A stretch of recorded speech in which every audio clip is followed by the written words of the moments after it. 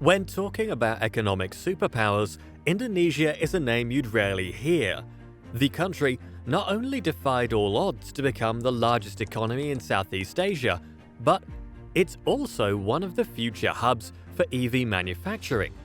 Welcome back to this 4-part series, where we'll be taking an in-depth look at the fastest growing economies in Southeast Asia. In this video, we'll dive deeper into Indonesia, the country that is silently becoming an economic superpower. So stay tuned till the very end to find out. Economic background. With the real GDP growth rate of approximately 5% per year over the last decade, Indonesia is among Southeast Asia's fastest growing economies. According to the IMF, Indonesia boasts an impressive GDP of $1.42 trillion and ranks as the 16th largest economy globally and the largest in Southeast Asia. The island nation has a population of approximately 280 million with a per capita income of $5,110, ranking this country among the upper middle income class as per World Bank classifications. But that wasn't always the case. Indonesia, much like other Asian countries, has a dark history of colonization, primarily by the Dutch, and was marked by periods of exploitation and deprivation. And the influence of its colonial past is seen throughout modern Indonesia, with many parts of Indonesian society, including the economy, politics, culture, and identity, bearing witness to the lingering effects of Indonesia's colonial past. The majority of the population still uses many of the industries and forts built during this colonial era, and there are more than 10,000 Dutch words in the modern language spoken there. The Europeans first came to the islands in the 16th century, looking to control the spice trade from the Maluku Islands. In 1602, the Dutch formed a VOC, the Dutch East India Company, becoming the dominant power in the region by the 17th century. Even though they controlled the region for over 2 centuries, it wasn't until the 1800s that the Dutch truly colonized the islands. The Dutch established their dominance through violence, conflicts, and military might, thanks to which they created a system of forced labor and slavery for the betterment of the empire. And for a very long time, the local Indonesians were deprived of their basic human rights, like food, education, and hygiene. The Dutch enslaved millions of Indonesians and forced them to work on plantations, in mines, in factories, and on public works projects, which helped the empire flourish. But not everything Europeans did was bad. The Dutch left an everlasting impact on the economy of this island nation. The areas of Indonesia where Dutch colonial rulers built a huge sugar-producing industry in the 1800s remain more economically productive today than other parts of the country. Some of the most economically productive industries in Indonesia today are those that the Dutch colonized, such as the agricultural and mining sectors. However, it's also important to note that the Indonesian economy has diversified significantly since the colonial era. Indonesia had a sizable sugar industry in the 1800s, and the mining industry is still an integral part of the Indonesian economy. Having more than 1/5 of the world's nickel as per US Geological Survey, and ranking as the second largest cobalt producer in the world, surpassing established producers like Australia and the Philippines. And this is expected to grow, with giants like PT Amon Minerals looking to invest about $2.5 billion into this sector by 2025. The current economic conditions. After the Asian economic crisis of 1997 and the fall of what is widely considered the military dictatorship of Suharto, Indonesia once again proved its resilience by being one of the first to recover from the crisis. The rupiah, Indonesia's currency, fell by more than 70% in a few months when the country's banking sector collapsed, making it the worst-hitting nation. With the help of the IMF-backed program, by 2004, Indonesia had drastically reduced its public debt, which had been 100% of GDP in 1999, to 34% of GDP. During the economic boom of the 2000s, Indonesia was able to collect more money thanks to its exceptional oil, gas, coal, palm oil, and rubber exports. In its goal to become a high-income country by 2045, the Indonesian government has made significant strides in the areas of poverty reduction, human development, and democratic institution strengthening in the country. The poverty rate in Indonesia was about 9.5% in 2023, compared to 19% in 2000. Indonesia became famous for its remarkable political and economic recovery from the global financial crisis after joining the G20 in 2008. This helped the island nation attract more foreign investments into Indonesia. If maintained an economic growth rate between 6 to 7%, by 2045, Indonesia is predicted to be the fourth largest economy, overtaking even the European giants like Germany and the UK. Currently, the country is sitting at number 16. This continued trend of economic growth has been made possible by a number of factors, but the biggest is the population. While Europe is suffering from a declining population, which in turn means less and less youth in the workforce, Indonesia has a growing population, with 52% of them being young. In fact, with more than 277 million people calling the country home, Indonesia is the fourth most populated country in the world. Currently, the island nation has been ranked as an upper-middle-income country. Thanks to this, an increase in consumer spending and confidence, bolstered by government stimulus and social assistance programs, contributed to domestic consumption, which makes up around 66.8% of GDP. But much of this was only possible with the government's efforts. The government's role in economic growth. Indonesia has encountered a series of obstacles in maintaining its growth trajectory. One notable challenge in recent years was the COVID-19 pandemic, which resulted in the country experiencing its first recession in 22 years in 2020, with 7% decline in GDP growth rate.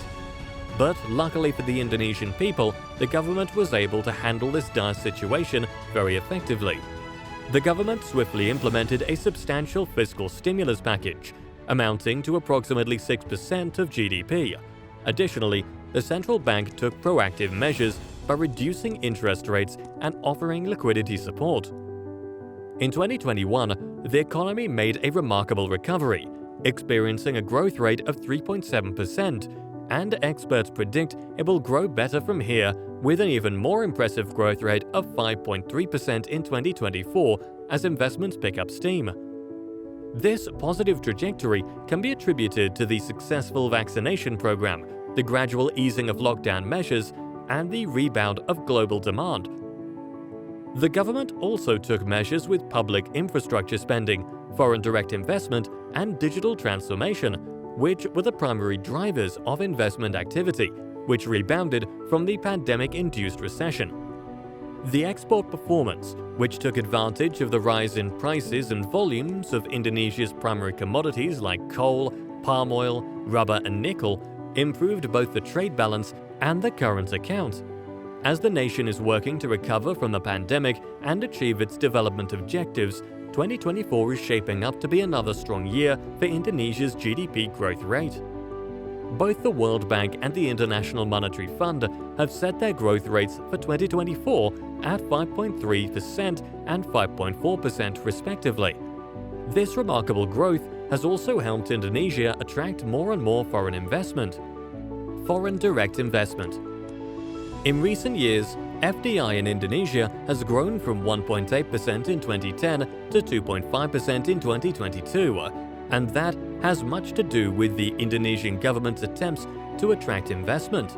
The Indonesian government has been working to lower regulatory hurdles and improve the business climate. To achieve this goal, the country saw many reforms, including streamlining licensing procedures, a smaller negative investment list, tax breaks, and the creation of special economic zones. In 2020, the government also began implementing the Omnibus Law on job creation, which would simplify the labor market, strengthening environmental protections, and increase infrastructure development all at once. Thanks to these efforts, FDI is predicted to continue increasing in Indonesia due to the country's expanding domestic market and promising prospects for regional integration. With a growing middle class and increasing demand for consumer products and services, Indonesia is home to many flourishing businesses.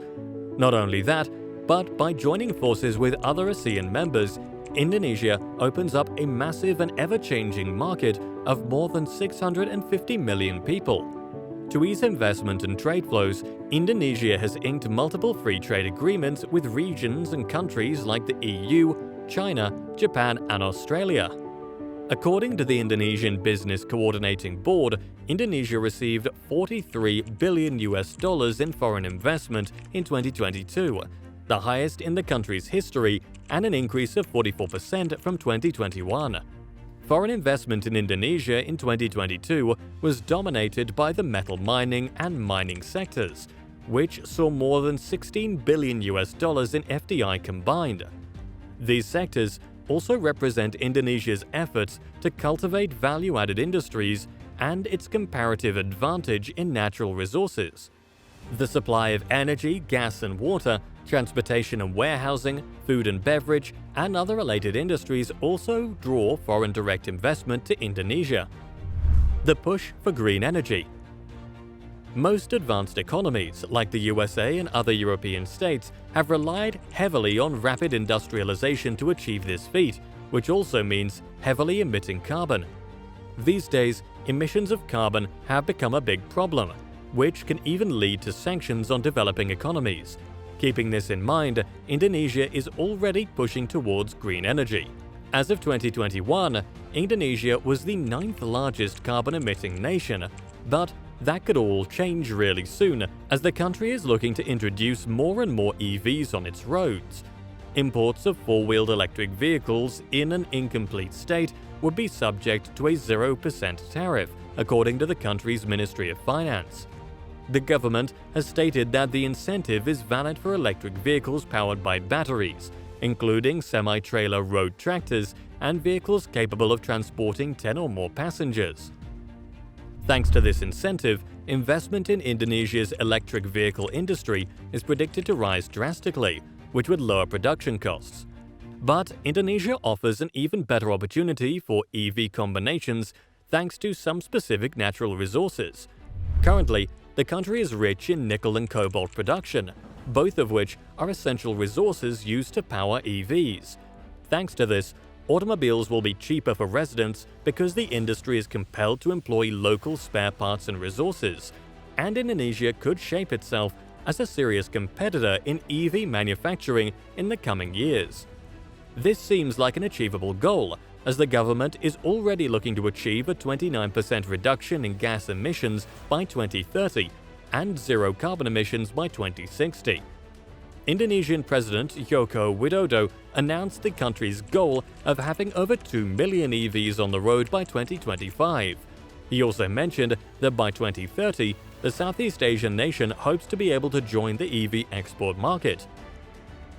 Electric vehicles are shaping to be the future of the automobile industry, and thanks to Indonesia adapting them so early, they might leave even Thailand behind, the region's current leader in the automobile industry. Despite several obstacles and unknowns, Indonesia can emerge as an upcoming economic powerhouse thanks to its big and youthful population, abundant natural resources, and governmental efforts. But if Indonesia wants to be more resilient and competitive in the global market, it has to invest more in human capital, innovation, and green development, which seems to be the country's intention. But what do you think? Can Indonesia become the next powerhouse, or is it just hype as the country gets ready to elect its new president? Let us know in the comments below.